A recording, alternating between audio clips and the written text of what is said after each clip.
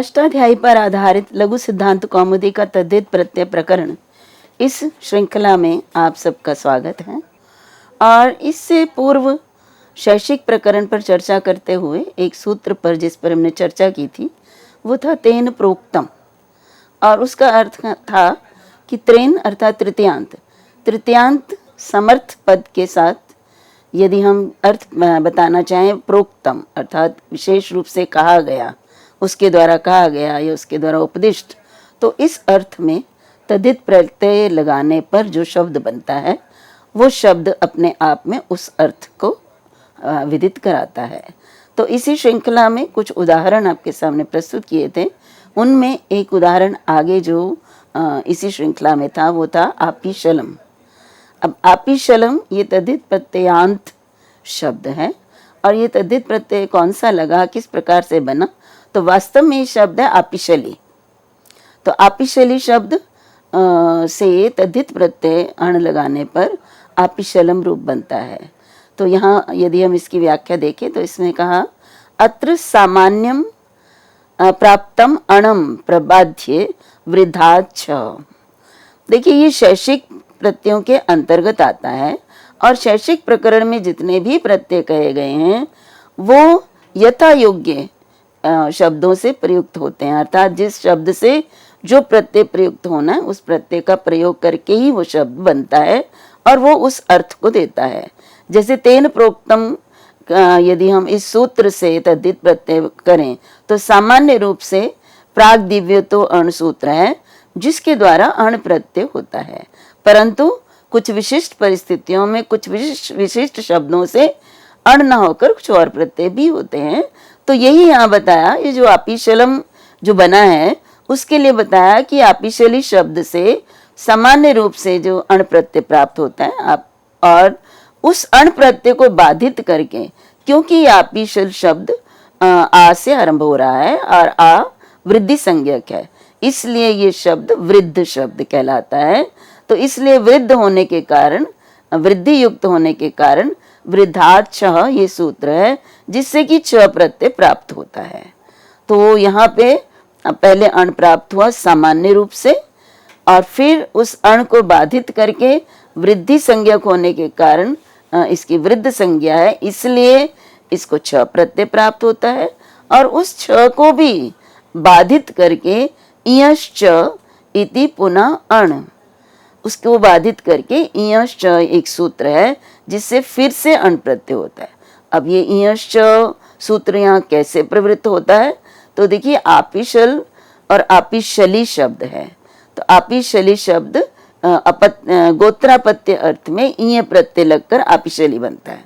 आपिशल गोत्र और आपिशल गोत्र में जो उत्पन्न है उससे इय प्रत्यय लगकर, अतः इय सूत्र द्वारा इय प्रत्यय लगकर आपिशली बनता है।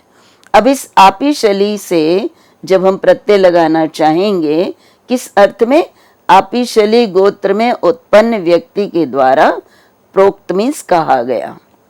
तो यहाँ पे तेन प्रोक्तम इस अर्थ में अण प्रत्यय को बाध कर दिया, छ प्रत्यय का भी बाध कर दिया, और इयश्च अर्थात इय प्रत्यांत है इसलिए इसको अण प्रत्यय होगा। तो अण पुनः हो जाएगा। तो अण प्रत्यय होने पर आपिशली अण, और आपिशली का इकार का यस्येति च से लोप करते तो आपिशल और अ और आपिशलम ये रूप बनता है।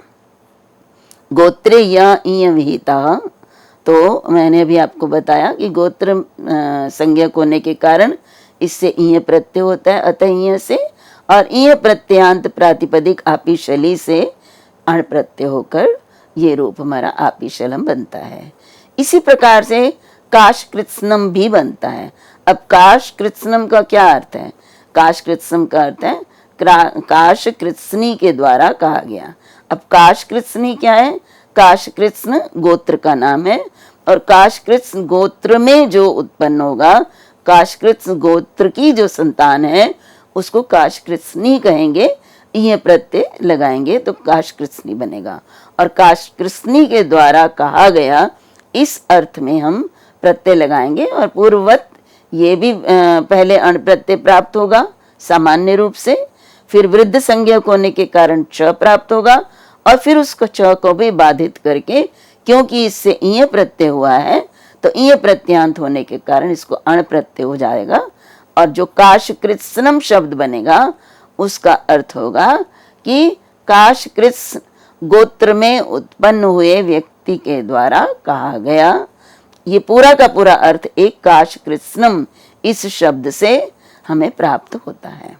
तो देखिए, हमने इस प्रकार से शब्दों के जो संरचना होती है उनके द्वारा हमने देखा कि एक शब्द किस तरह से प्रत्यय लगाने के बाद अन्य अर्थ को प्रदान करने लग जाता है।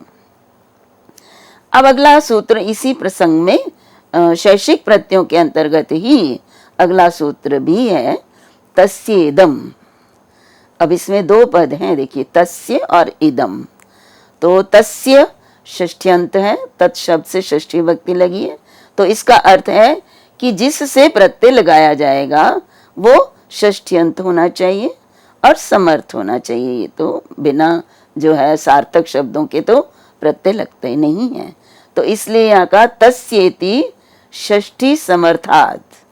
तो तस्य का अर्थ है कि षष्ठ्यंत समर्थ प्रातिपदिक से, उसके बाद है इदम। इदम इस अर्थ में या इस विषय में, अर्थात ये उसका है। यदि हम ये अर्थ बताना चाहते हैं, यदि किसी वस्तु के लिए, किसी चीज के लिए हम ये कहते हैं कि ये उसकी है, और हम उस शब्द से तद्धित प्रत्यय लगाकर जो शब्द बनाते हैं वो उस अर्थ को प्रदान करता है। तो जैसे यथावीत प्रत्यय, तो यथावीतम प्रत्ययो भवति कहने का तात्पर्य है कि शैषिक प्रकरण में जितने भी प्रत्यय कहे गए हैं, जिन जिन शब्दों से जो जो प्रत्यय कहे गए हैं, वो यथा प्राप्त प्रत्यय तस्येदम, ये उसका है, इस अर्थ में भी वही प्रत्यय लगेंगे। तो कहने का तात्पर्य है कि शैषिक प्रसंग में इन प्रत्ययों को लगाने से जो अन्य अर्थ, तेन प्रोक्तम आदि अर्थ, या तेन कृतम, तत्र जातः, इस प्रकार जो अर्थ शैषिक अर्थ हैं वो अर्थ उन प्रत्ययों को लगाने से प्राप्त होते हैं। तो तस्येदम, ये उसका है, ये अर्थ भी उस प्रत्यय को लगाने से जो शब्द बनेगा वो उससे प्राप्त हो जाएगा। प्रत्यय वही लगेंगे जो शैषिक प्रत्यय बताए गए हैं, जो जो जिस जिस परिस्थिति में। तो इसमें अब कौन से मुख्य रूप से शैषिक प्रत्यय हैं जो लगते हैं, तो उसके लिए बताया अण आदय पंच महोत्सर्गा। एक तो शैषिक प्रकरण में अण आदि 5 प्रत्यय बताए गए हैं मुख्य रूप से। ये सामान्य प्रत्यय हैं, महोत्सर्गा सामान्य रूप से प्रत्यय हैं जो बहुत अधिक प्रयुक्त होते हैं। और उसके बाद और घ आदि प्रत्यय भी हैं, और ये यथा विहितम विधीयन्ते, अर्थात जो जो ये जो प्रत्यय हैं जिन जिन परिस्थितियों में जिन जिन शब्दों से कहे गए हैं वो तस्येदम अर्थ बताने के लिए भी वही प्रत्यय लगाए जाएंगे और वो उस अर्थ को वो भी दे देंगे। तो जैसे महो महोत्सर्ग कौन कौन से वो प्रत्यय हैं उनके विषय में भी हमें जानना पड़ेगा। तो सबसे पहले तो अण प्रत्यय है, प्राग दिव्य तो अण सूत्र द्वारा जो अण प्रत्यय होता है, तो उस प्रत्यय को लगा के देखिए जो शब्द हमने पहले बनाया था, जैसे उपगोह अपत्यम, ये अर्थ बनाया था। अब यहाँ पे अगर हम ये कहना चाहते हैं कि उपगु से संबंधित, उपगु शब्द है और उससे उसका ये है तस्येदम, ये अर्थ बताने कि ये उपगु का है या ये वस्तु उपगु से संबंधित है, तो भी वही प्रत्यय लगेगा जो प्रत्यय हमने अन्य अर्थों में शैषिक अर्थों में लगाया है, वही प्रत्यय यहाँ भी लगेगा और ये उस अर्थ को भी देगा। तो जैसे हमने कहा ना उपगोरिदम, तो उपगु से हमने अण प्रत्यय प्राग दिव्य तो अण सूत्र द्वारा अण प्रत्यय लगाया, तो जो अण प्रत्यय लगकर जो बना हमारा औपगवम, जो हम पहले भी बना चुके हैं, उपगु की संतान अर्थ में भी बना चुके हैं और भी शैक्षिक अर्थों में उपगु शब्द से अण प्रत्यय ही लगता है। तो अण प्रत्यय लगाकर जो शब्द बनता है औपगवम, उसका अर्थ यहाँ पे उपगोह इदम, अर्थात ये उपगु का है या उपगु से संबंधित है, इस अर्थ को भी देता है। तो ये ध्यान में रखना पड़ेगा हमें कि ये जो प्रत्यय लगाकर जो प्रत्यय पूर्व कहे गए हैं वही प्रत्यय लगेंगे और वैसे वही शब्द निष्पन्न होगा, लेकिन उससे ये अर्थ भी, ये शैषिक अर्थ जो है ये भी प्राप्त हो जाएगा। तो जैसे उसके बाद देखिए राष्ट्रीयम शब्द है, राष्ट्रीयम। अब ये राष्ट्रीयम शब्द हमने अनेकों अर्थों को देने के लिए हमने शैषिक प्रकरण में बनाया है। अब यहाँ भी जब मैं कहती हूँ राष्ट्रस्य इदम, और तो ये राष्ट्र का है या राष्ट्र की वस्तु है, ये राष्ट्र से संबद्ध वस्तु है, उससे जो राष्ट्रीय शब्द बना। अब राष्ट्रीय शब्द बना कैसे बनता है, ये जो है राष्ट्र शब्द से उस प्रकरण में जो प्रत्यय बताए गए हैं उस प्रत्यय को लगाकर ही बनते हैं। जैसे कि जो है राष्ट्रावार पाराद घ खौ, ये सूत्र है शैक्षिक प्रकरण में, ये सूत्र है राष्ट्र आवारा पाराद घ खौ। राष्ट्र शब्द और आवार पार जो शब्द हैं इनसे क्रमशः घ और ख प्रत्यय लगते हैं। तो राष्ट्र शब्द से घ प्रत्यय लगता है और घ प्रत्यय लगने पर जो रूप निष्पन्न हुआ राष्ट्रीय, जो हम पूर्व में बना चुके हैं, अब उस राष्ट्रीय शब्द का अर्थ राष्ट्रस्य इदम ये भी होगा। तो यहाँ पे ये भी एक प्रश्न हमारे सामने उत्पन्न होता है कि यहाँ पे राष्ट्रस्य इदम ये अर्थ लेना है या राष्ट्रीय भवम, राष्ट्रीय जातम, ये अर्थ भी इस राष्ट्रीयम शब्द से बनते हैं। तो फिर हम ये अर्थ कैसे लेंगे? तो ये जो जिस प्रकरण में जो शब्द हमें दिया गया है वो यहाँ किस अर्थ में प्रयुक्त हुआ उस वाक्य में, उसके अनुसार हम उसको प्रत्यय बताकर ये बताएंगे कि ये इस अर्थ में है। तो यहाँ पे राष्ट्रीयम कार्यम, यदि मैं कहती हूँ ये राष्ट्रीयम कार्यम, ये राष्ट्र का कार्य है, तो तस्येदम सूत्र से राष्ट्रीय शब्द बना। लेकिन यदि हम कहते हैं कि ये राष्ट्र में उत्पन्न हुआ है तो राष्ट्रीय भवः, तो राष्ट्रीय जो शब्द बनेगा तत्र भवः अर्थ में उसका प्रयोग होगा, लेकिन रूप एक ही बनेगा। इसी प्रकार से देखिए आवार पार भी है शब्द, तो आवार पारस्य इदम, तो अवार पारीणम, यहाँ पे ख प्रत्यय लगकर अवार पारीण शब्द बनता है। अब इसका अर्थ यहाँ पे हम क्या ले रहे हैं, अवार पारीणम वस्तु, अर्थात आवार पारस्य इदम, तस्य इदम अर्थ में हम यहाँ पर प्रत्यय लगा रहे हैं। तो ये जो घ और ख प्रत्यय हैं ये अनेक शेष अर्थों में, अनेक शैक्षिक अर्थों में प्रयुक्त होते हैं। उनमें से ये तस्य इदम जो है इस अर्थ में भी ये प्रत्यय लगकर और जो रूप बनता है वो उस अर्थ को प्रदान कर देता है। इसी प्रकार से जैसे ग्राम्य है और ग्रामीण, जब हमने एक शब्द बनाया था ग्रामात आगतः, ग्राम से आया हुआ, तथा आगतः, तो वहां पर ये ग्रामात या खयौ इस सूत्र से या और खय ये दो प्रत्यय लगाकर ग्राम्य और ग्रामीण शब्द बनाया था, जिसका अर्थ था ग्राम से आया हुआ। दोनों का अर्थ यही है। यहाँ पर अब प्रत्यय वही लगेगा क्योंकि ग्राम शब्द से शेष अर्थ में यही प्रत्यय लगते हैं, तो प्रत्यय यही लगेंगे। लेकिन जो हमारा अर्थ है ग्राम्य और ग्रामीणा, ये अर्थ ये है यहाँ पे कि ग्रामस्य इदम, या इसमें इदम की जगह हम क्योंकि यहाँ पे पुल्लिंग में है तो ग्रामस्य अयम कहकर ये ग्राम का है या ये ग्राम की वस्तु है या ये ग्रामीण व्यक्ति है, तो ये जो है अर्थ हम प्रत्यय वही लगेगा, लेकिन अर्थ हमें ये भी प्राप्त हो जाता है।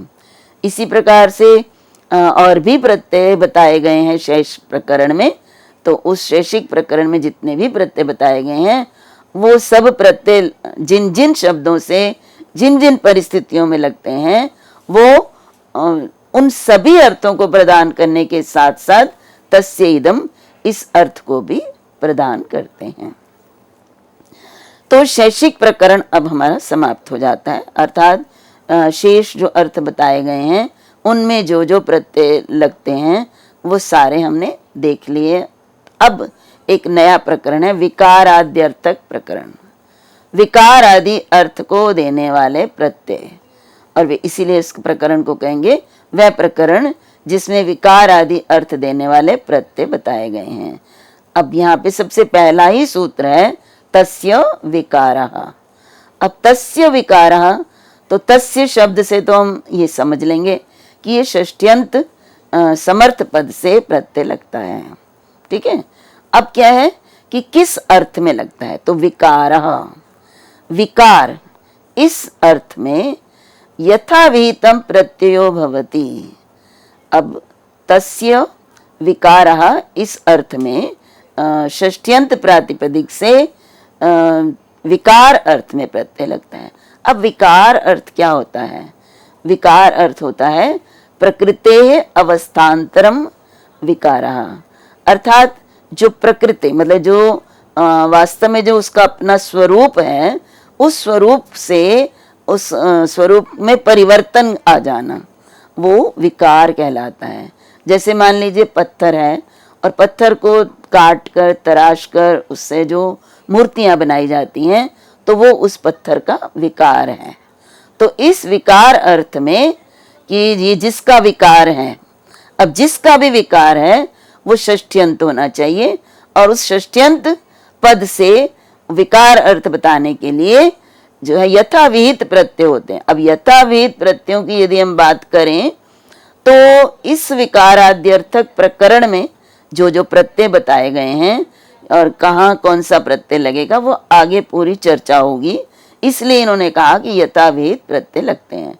तो देखिए सामान्यतया जहाँ कोई प्रत्यय नहीं कहा जाता तब तो अण प्रत्यय ही लगता है, लेकिन अगर विशिष्ट परिस्थिति में विशिष्ट शब्दों से इन अर्थों में अगर कोई अलग प्रत्यय कहा गया है तो वो उस प्रत्यय को अभी प्रयोग करेंगे, इसलिए इन्होंने कहा यथाविहितं प्रत्ययो भवति, जैसा कहा जाएगा वैसा प्रत्यय लगेगा।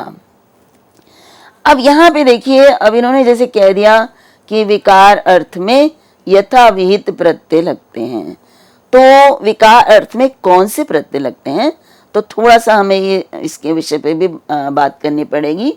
इन्होंने ये कहा, वृत्तिकार ने हमें बता दिया, अप्राणी आद्युतात्तम अवृद्धम यस्य च न अन्यत प्रतिपदम विधानम। अब देखिए इन्होंने जैसे कहा कि यथाविहित प्रत्यय होंगे, तो इन्होंने सारांश रूप में हमारे सामने बता दिया कि कौन से जो है किन अर्थों में प्रत्यय नहीं होंगे, और उनके अतिरिक्त जो भी अर्थ हैं विकाराद्यर्थक जो हैं उनसे प्रत्यय होंगे। तो जैसे इन्होंने कहा कि एक तो प्राणीवाचक नहीं होना चाहिए, विकार अर्थ में जो समर्थ प्रातिपदिक है उससे जो प्रत्यय लगेंगे वो एक तो वो प्राणीवाचक नहीं होगा, उसके बाद आदि उदात्त होगा, उसका आदि वर्ण उदात्त होना चाहिए, स्वर है ना तीन, उदात्त अनुदात्त और स्वरित, तो उदात्त होना चाहिए। और तीसरा है अवृद्धम, अर्थात वो शब्द वृद्ध नहीं होना चाहिए, अर्थात वृद्धि संज्ञक पहला उसका जो है स्वर नहीं होना चाहिए।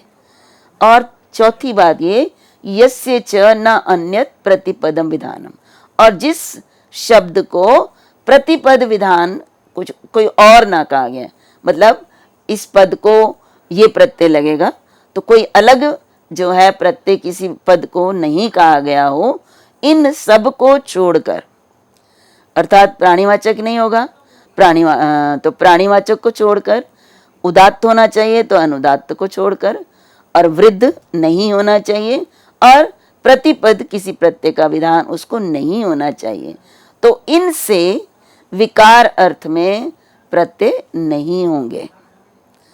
इनको छोड़कर तस्य विकारा सूत्र से अन्य जितने भी शब्द हैं उनसे यथाविहित प्रत्यय किए जाएंगे। तो देखिए अभी हमने कहा कि विकाराद्यर्थक प्रकरण में तो अब कौन से प्रत्यय हैं जो कि प्राणी अर्थ में प्राप्त होते हैं, और फिर उदात्त को होते हैं, अनुदात्त को होते हैं, और जो वृद्ध हैं उनको होते हैं, और जो प्रतिपद प्रत्यय कहे गए हैं। तो इनसे इनको छोड़कर विकार अर्थ में अन्य शब्दों से प्रत्यय होते हैं। तो देखिए ये सूत्र आगे पढ़ेंगे हम, लेकिन अभी मैं आपको यही बताना चाहती हूँ कि इन्होंने क्यों कहा। तो देखिए, एक हमारे पास सूत्र है, आगे आएगा, प्राणी रजत आदिभ्यो अय। एक तो ये है कि प्राणी और रजत आदि गण में पढ़े गए शब्दों से अय प्रत्यय कहा गया है। तो इन्होंने कहा है कि विकार अर्थ में जो प्राणीवाचक शब्द होते हैं उनसे इस सूत्र से प्रत्यय नहीं होगा। क्यों नहीं होगा? क्योंकि इनको आगे आने वाले सूत्रों से अय प्रत्यय कहा गया है। इसी तरह से आगे है अनुदात्तादिश्च, एक सूत्र आगे आएगा जिसके अनुसार अनुदात्त जिसके आदि में है उससे भी अय प्रत्यय होता है। अनुदात्तादे प्रातिपदिकात् अय प्रत्ययो भवति विकार अवयवयो अर्थयो। ये विकार और अवयव अर्थ, अवयव क्या होता है? विकार तो मैंने आपको बताया, अवयव क्या होता है ये जब इन सूत्रों की मैं व्याख्या आपके सामने करूंगी तो मैं बताऊंगी। और इसके बाद तीसरा था वृद्ध नहीं होना चाहिए। क्यों? तो वृद्ध संज्ञक को नहीं होगा क्योंकि वृद्ध संज्ञक को नित्यम वृद्ध शरादिभ्य, इस सूत्र से वृद्ध संज्ञक शब्दों को मयट प्रत्यय होता है। तो विकार अर्थ में, केवल विकार अर्थ में, ये भी ध्यान रखना है क्योंकि आगे आने वाले जो सूत्र हैं वो विकार और अवयव इन दोनों अर्थों में प्रत्यय बताते हैं। जैसे प्राणीवाचक हैं, रजत आदि गण में पढ़े गए हैं, तो इनसे जो अय प्रत्यय होता है विकार और अवयव दोनों अर्थों में होता है। इसी तरह अनुदात आदेश च में भी, और इसी तरह से नित्यम वृद्ध शरादिभ्यश्च में भी जो मयट प्रत्यय है वो शब्द से विकार और अवयव दोनों अर्थ में प्राप्त होता है। तो इसका मतलब है विकार अर्थ में भी होता है, अवयव में भी होता है, विकार में भी होता है। तो विकार अर्थ में ये जो सूत्र हैं इनसे जो प्रत्यय कहे गए हैं वो प्रत्यय इन्हीं सूत्रों से होंगे। इसलिए कहा कि तस्य विकारा सूत्र से जो प्रत्यय है अण प्रत्यय, वैसे तो अण प्रत्यय ही होता है क्योंकि सामान्य रूप से अण प्रत्यय ही सभी स्थानों पर होता है। तो यहाँ तस्य विकारा सूत्र से जो अण प्रत्यय होता है, लेकिन बाकी जो है जितने ये सूत्र बताए गए, प्राणी रजत आदि, और उसके बाद अनुदात्त नहीं होना चाहिए, मयट प्रत्यांत वृद्ध नहीं होना चाहिए, तो इनके अतिरिक्त जो है उनसे विकार आदि अर्थ में प्रत्यय होते हैं। अब जो है उसके बाद ये भी है ना, यस्य च न अन्यदिति, अर्थात जिसको किसी और सूत्र से प्रत्यय ना कहा गया, जैसे गो पयसोर यत, ये भी आगे सूत्र आएगा कि गो और पयस इन दोनों शब्दों से यत प्रत्यय होता है। तो विशेष शब्दों से, विशेष सूत्र से यत प्रत्यय कहा गया। तो यहाँ पर भी विकार अर्थ में प्रत्यय इस सूत्र से नहीं होगा।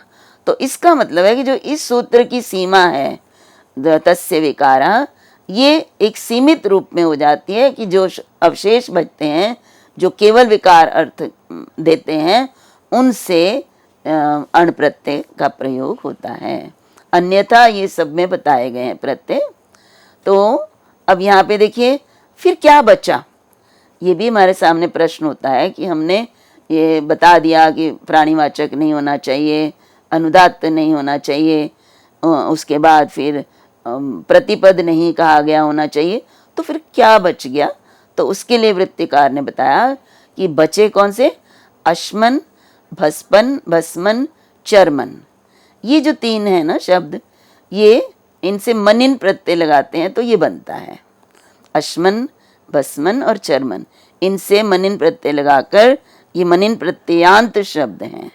और नित स्वरेण आद्युदात्तम, और ये तीनों ही आदि उदात्त हैं। तो हमने क्या कहा? अनुदात्त नहीं होगा। अगर अनुदात्त होता तो तस्य विकारा सूत्र से इनसे प्रत्यय ना लगता। लेकिन अश्मन, भस्मन और चर्मन ये तीनों ही शब्द ऐसे हैं जो कि मनिन प्रत्यांत होने के कारण नित स्वरेण आद्युदात्तम, अर्थात नित है इनका, जो भस्मन का न इत संज्ञक है इसलिए ये आद्युदात्त हैं। इसी तरह से देखिए एक है मृत्तिका शब्द। तो मृत्तिका शब्दों अपि मृदस तिक्कन इति तिक्कनंतो नित स्वरेण आद्युदाता। तो मृत्तिका भी मृत शब्द से तिकन प्रत्यय लगकर मृतिक बनता है और टाप प्रत्यय लग के मृत्तिका बनता है। तो ये भी जो है तिकन अंत है तो नित है इसका, इसके भी अंतिम जो है न इत संज्ञक है, इसलिए ये भी आद्युदात्त है। तो हमारा ये प्रयोजन कि आद्युदात्त से ही तस्य विकारा सूत्र से प्रत्यय लगेंगे, ये इन शब्दों से सिद्ध हो जाता है। तो अब यहाँ पे एक और बात, तस्य प्रकरणे तस्येति पुनर्वचनम शैषिक निवृत्त्यर्थम। अब देखिए इससे पूर्व जो मैंने सूत्र आपके सामने बताया था वो था जो है तस्य विकारा कहा था, और इससे पूर्व जो विकाराद्य अर्थक नहीं था उसमें मैंने आपको बताया था तस्येदम। तो देखिए दोनों ये 4 3 120 एक संख्या है और ये जो सूत्र है 4 3 134, तो मतलब उसी की अनुवृत्ति यहाँ पर, तस्य की अनुवृत्ति यहाँ पर आ रही है। तो हम सब जानते हैं कि एक शब्द की यदि अनुवृत्ति आती है तो उसे दोबारा आचार्य पाणिनि जो है सूत्र में नहीं लिखते हैं, लेकिन आचार्य पाणिनि ने तस्य का प्रयोग पुनः कर दिया, जबकि तस्य इदम से तस्य की अनुवृत्ति भी आ रही थी, तो इसका भी कोई ना कोई प्रयोजन तो होना चाहिए। तो ये बताया तस्य प्रकरणे तस्येति पुनर्वचनम शैषिक निवृत्त्यर्थम, अर्थात तस्य प्रकरण में जो है तस्येदि पुनर्वचनम, तस्य का दोबारा से कहना, क्योंकि तस्य के प्रकरण में ही आ रहा है, इसका प्रयोजन यह है कि इसके इस सूत्र से शैषिक जो प्रकरण है उसकी निवृत्ति हो जाएगी, अर्थात वो शैषिक प्रकरण में जो प्रत्यय बताए गए हैं वो सबब नहीं लगेंगे। अब जो आगे आने वाले सूत्रों से प्रत्यय बताए गए हैं तस्य विकार अर्थ में, वही प्रत्यय यहाँ पर लगेंगे। तो जब हमने कहा कि अब अश्मन शब्द से अश्मनो विकारः, अश्मन का अर्थ पत्थर, तो अश्मन अर्थात पत्थर का विकार, मैंने जैसे आपको बताया पत्थर से मूर्ति बनी, तो उस अश्मन के विकार को, उस पत्थर के विकार को क्या कहेंगे, तो वो बताने के लिए हम अश्मन शब्द से अण प्रत्यय लगाएंगे तस्य विकारः सूत्र से, और अण प्रत्यय लगाने पर नस्तद्धिते सूत्र द्वारा टी अन का लोप हो जाएगा, लेकिन अन सूत्र आगे आता है जिससे कि जो है अन का लोप नहीं होता है। तो तद्धित प्रत्यय परे होने पर अन का लोप नहीं होता, तो अश्मन के अन का लोप नहीं होगा, लेकिन पुनः हमारे पास एक वार्तिक है, अश्मनो विकारे टी लोपो वक्तव्य। यदि अश्मन शब्द का विकार अर्थ में प्रयोग करना है तो उसकी टी का लोप करना चाहिए। तो नस्तद्धिते से टी का लोप प्राप्त होता है, अन सूत्र उसका बाध करता है, और ये वार्तिक पुनः उस टी का लोप कर देता है, जिससे कि तो अश्म और अण का और अ को आदि वृद्धि होकर आश्मा ये रूप बनता है। भस्मन से भास्मना बनता है, क्योंकि भस्मन के टी अन का लोप नहीं होगा। इसी तरह मृत्तिका से अमार्तिका, री को वृद्धि करके आर हो जाता है और मार्तिक ये रूप बनता है। तो अब आश्मा, भास्मना और मार्तिका, इनका अर्थ क्या है? पत्थर का विकार, अगर पत्थर की कोई मूर्ति है तो उसे आश्मा कहेंगे। भस्म का विकार, भस्म से बनी हुई कुछ भी औषधि है, कुछ भी है तो भास्मना होगा, और मिट्टी से बना हुआ कोई भी अगर वस्तु है, द्रव्य है, तो उसको मार्तिका कहेंगे। तो अभी के लिए इतना ही, अगले व्याख्यान में मैं आपसे पुनः चर्चा करूंगी। तब तक के लिए सभी को मेरा नमस्कार।